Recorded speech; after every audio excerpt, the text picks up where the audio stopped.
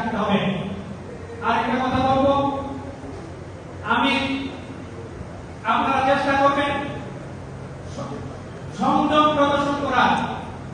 আপনারা চেষ্টা করবেন সংযম প্রদর্শন করার। আপনাকে একজন ক্ষতি করছে, সেই জন্য যদি আপনি ক্ষতি করেন তাহলে তো আপনি আর আপনাদের পার্থক্য থাকবে না।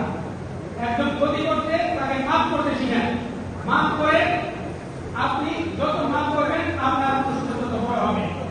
আপনি মাফ করে আপনি নিজেকে সংশোধন করে সতর্ক থাকবেন যেন কোনো আপনাকে দিয়ে কেউ ক্ষতিগ্রস্ত না হয়। আজকে এই প্রোগ্রামের মাধ্যমে আমি আপনাদেরকে জানাই, আমি আগামী 20 তারিখ আল্লাহর রহমতে ব্রাহ্মণবাড়িয়ায় যাব। আপনাদেরকে সাথে নিয়ে যেতে চাই। আমরা সবাই 20 তারিখ ব্রাহ্মণবাড়িয়ায় যাব। যাওয়ার পথে আমরা ভৈরব একটা আমরা সবাই না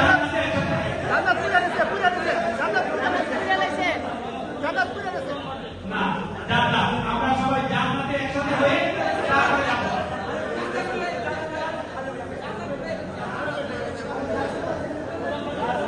আচ্ছা, আমরা ভৈরব বা মসজিদের দিকে আমরা একসাথে হব, এটা আমরা ঠিক করে নিব। তারপরে সবাই আমরা একসাথে যাব। কাছাকাছি গিয়ে আমরা সবাই একসাথে যাব।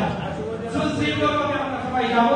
ওখানে 3টা প্রোগ্রাম, আমরা 3টায় প্রোগ্রাম অ্যাটেন্ড করে তারপরে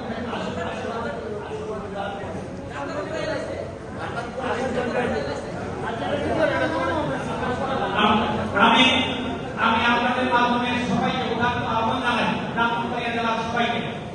ব্রাহ্মণবাড়িয়া জেলা নিয়ে আমাদের অনেক স্বপ্ন আছে, আপনারা বলছেন, আমি শুনছি। শুনেন,